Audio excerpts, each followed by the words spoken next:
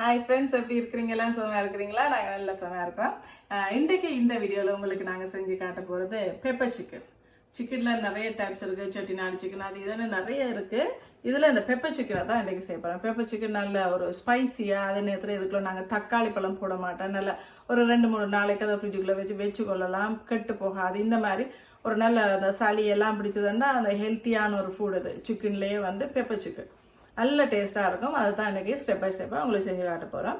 அதுக்கு முதல்ல எங்களுடைய சேனலுக்கு வந்து நீங்கள் புதியவளாக இருந்தால் எங்கள் சேனலை வந்து சப்ஸ்கிரைப் பண்ணுங்கள். எங்களுடைய வீடியோவுக்கு கீழே சப்ஸ்கிரைப் பண்ண பட்டன், இந்த பட்டனை ப்ரெஸ் பண்ணுற நேரத்தில் வர பெல் ஐக்கான், இந்த பெல் ஐக்கானை ப்ரெஸ் பண்ண வர முதலாவது ஆப்ஷன் ஒன்று ஆப்ஷன். இந்த ஆப்ஷனை செலக்ட் பண்ணும்போது நாங்கள் போடுற எல்லா வீடியோவும் உங்களுக்கு உடனடியாக வந்து சேரும். இப்போ வாங்க இந்த பெப்பர் சிக்கன் எப்படி செய்கிறதுன்ற செய்முறையை பார்ப்போம்.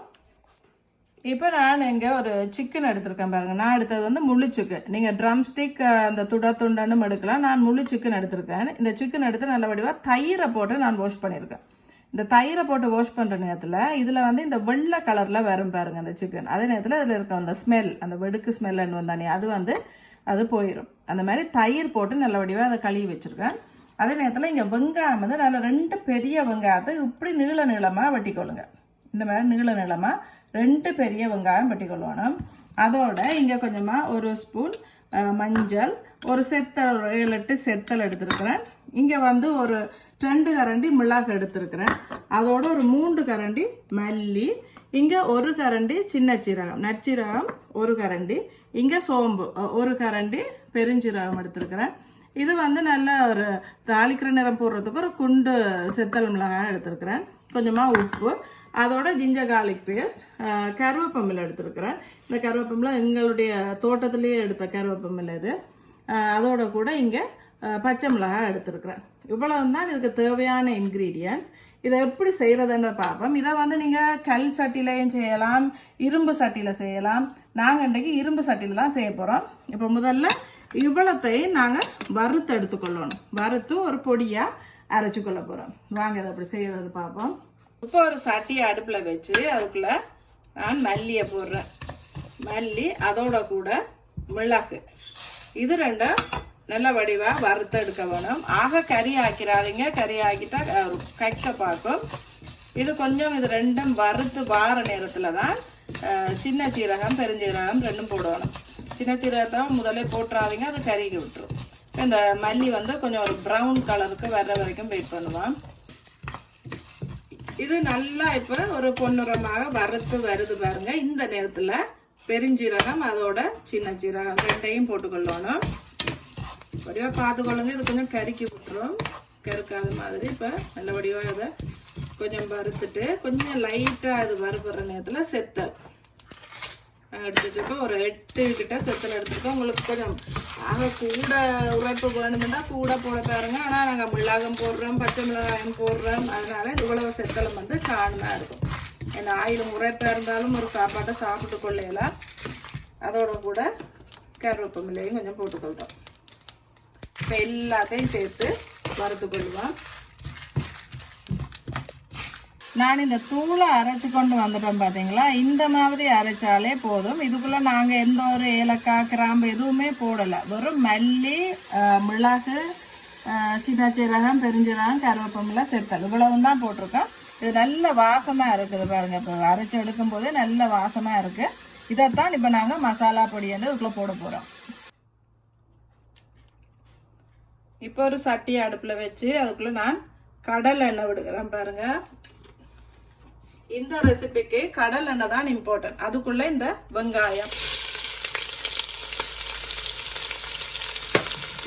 போட்டு இந்த வெங்காயம் நல்லா பொன்னிறமா சிவந்து பொரிஞ்சு வரணும்.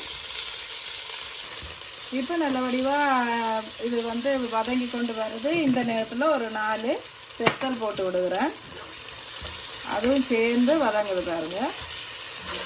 இந்த கலருக்கு, இந்த கோல்டன் கலருக்கு வர்ற நேரத்தில் நாங்கள் பயிர் போட்டு கழுவி க்ளீன் பண்ணி வச்சிருக்கிற சிக்கன், இந்த சிக்கனை இதுக்குள்ளே போட வேணும். போட்டு அதையும் கிளறி விடுவேன். அதோட கூட கொஞ்சமாக மஞ்சளையும் போட்டு இந்த எண்ணெயிலேயே வந்து இந்த சிக்கன் அப்படியே வேக வேணும். ஃபுல்லாக அப்படியே இந்த மஞ்சள் எல்லா இதுலையும் படுகிற மாதிரி பிரட்டி விடுங்க. எண்ணெயோடு சேர்ந்து இந்த சிக்கன் எண்ணெயிலே பொரிஞ்சு வர வேணும். இப்போ இது நல்லா குக் ஆகி கொண்டு வருது பாருங்கள். ஒரு ஹாஃப் தான் குக் ஆகிருக்கு. இந்த டைமில் வந்து ஜிஞ்சர் கார்லிக் பேஸ்ட் போடுறோம். அதோட கூட தேவையான அளவுக்கு உப்பு சேர்த்துக்கொள்ளுங்க. ஒரு பிடி கருவேப்பிலையும் போட்டுட்டு நல்ல வடிவாக இதை கிண்டி விடுவோம். நல்ல மணமாக இருக்குது. எவ்வளோ கருவேப்பிலை போடையலுமோ அந்தளவுக்கு போடுங்க. நல்ல டேஸ்ட்டாக வரும். இதில் இந்த சிக்கனே வந்து தண்ணி விட்டுருக்குது. அந்த தண்ணி வந்து வற்ற வேணும். தண்ணி வற்றி அந்த எண்ணெயில் வந்து இந்த சிக்கன் வேக வேணும். நாங்கள் ஒரு சொட்டும் தண்ணி விடலை. அந்த சிக்கனில் இருந்த தண்ணி தான் இப்போ வெளியில் வந்திருக்கு. இந்த உப்பும் போட்டோன்னே இது நல்ல வடிவாக இப்போ குக் ஆகும். இது இப்படி கொதிச்சு கொண்டு இருக்கிற நேரத்தில் இதை ஒரு மூடி போட்டு மூடி விடுங்க. நல்லா தண்ணி விட்டு இது குக் ஆகி கொண்டு வருது பாருங்க. இந்த நேரத்தில் நாங்கள் அரைச்சி வச்சிருக்கிற இந்த மசாலா தூளை போடுவோம். அதை கூட போட்டுறாதீங்க. ஒரு அளவாக நான் எடுத்த அளவு வந்து இந்த 1.5 கிலோ சிக்கனுக்கு ஏற்ற மாதிரி இருக்குது. இதை ஒரு நல்ல டேஸ்டான ஒரு கறி. இது நீங்கள் இது ரைஸோட ஃப்ரெஷ்ஷான ரைஸோட சாப்பிடலாம். இல்லையண்டா இட்லி, தோசை, என்ன ரொட்டி எதோட ஒன்றுனாலும் இதோடய சாப்பிடலாம். இது நல்ல டேஸ்ட்டாக இருக்கும். உரைப்பா இப்போ இந்த மசாலா இதுக்குள்ளே பிரட்டுற மாதிரி எல்லாத்தையும் சேர்த்து விடணும். எல்லாமே வந்து நல்லா குக் ஆகி கொண்டு வர இதுக்குள்ளே நான் ஒரு 4 பச்சை மிளகாய் போட்டு விடுறேன். அதே நேரத்தில் கருவேப்பிலையும் இதுக்குள்ளே போட்டு விடுறேன். எவ்வளோ கருவேப்பிலை போடணுமோ அந்தளவுக்கு போட்டுக்கொள்ளுங்க. அது நல்லா டேஸ்ட்டாக இருக்கும். அதுக்கு பிறகு எல்லாத்தையும் சேர்த்து ஒரு தடவை கிளறிக்கொள்ளுங்க. இதுக்குள்ளே வந்து உங்களுக்கு கொஞ்சம் கிரேவி கூட வேணுமெண்டா ஒரு சொட்டு தண்ணி நீங்கள் இதுக்குள்ளே சேர்க்கலாம். ஆனால் எனக்கு இது சிக்கன் விட்ட தண்ணியே வந்து இருக்கிறதுனால நான் தண்ணி சேர்க்கலை. ஆல்மோஸ்ட் எங்களுடைய இந்த பெப்பர் சிக்கன் வந்து ரெடி ஆகுது. இதுக்கு மெயினான இன்க்ரீடியன்ட் எதுன்னா கடலை எண்ணெய். இந்த கடலை எண்ணெய் 1 ஸ்பூன் இதுக்குள்ளே ஆட் பண்ணிக்கொள்ளுங்க. எல்லாம் கொதிச்சு வர்ற நேரத்தில் 1 ஸ்பூன் கடலை எண்ணெய். அவ்வளோதான். பெப்பர் சிக்கன் வந்து ரெடி ஆகிட்டு இப்போ எப்படி இருக்குன்னு டேஸ்ட் பார்த்துக்கொள்வோம். பார்த்தீங்களா எப்படி வந்துருக்கண்டு அந்த கிரேவியெல்லாம் எப்படி இருக்குன்னு பாரு. இதுக்குள்ளே நான் எந்த ஒரு ஏலக்காய், கிராம்பு, பட்டை எதுவுமே போடலை. சரிங்களா? இந்த மாதிரி செஞ்சு ஒரு தடவை சாப்பிட்டு பாருங்கள். சிம்பிளான இன்க்ரீடியன்ஸோட நல்ல டேஸ்டான ஒரு பெப்பர் சிக்கன் குழம்பு. இதுக்குள்ளே குக்கரை வந்து ஆஃப் பண்ணதுக்கு பிறகு நான் ஒரு பாதி லெமன் இதுக்குள்ளே புளிஞ்சு விடுகிறேன். இது வந்து ஆப்ஷனல். உங்களுக்கு தேவை இல்லையாண்டா விட தேவையில்ல. நான் வந்து ஒரு பாதி லெமனும் இதுக்குள்ளே போட்டிருக்கேன். பார்த்தீங்களா? பெப்பர் சிக்கன் வந்து ரெடி ஆயிட்டு. நான் இப்போ இந்த பெப்பர் சிக்கன் செய்து கொண்டு வந்து வச்சுட்டேன் பாருங்க. இங்கே இருக்குது. இதை டேஸ்ட் பார்க்க போகிறது வந்து கெவின் தான் டேஸ்ட் பார்க்க போகுது. எப்படி இருக்குன்னு பார்ப்பேன். கெவின் அவருக்கு டேஸ்ட் பார்ப்போம். கெவின் அவருக்கு விருப்பம். அப்ப அவருக்கு செஞ்சிருக்கு. எப்படி இருக்கு? நல்ல டேஸ்டா இருக்குதா? நானும் ஒரு தடவை உங்களுக்கு நான் டேஸ்ட் பார்ப்போம் எப்படி இருக்குண்டு. இந்த சிக்கனை பாருங்க. சிக்கன் எப்படி அவிஞ்சு வந்திருக்குன்னு பாருங்க.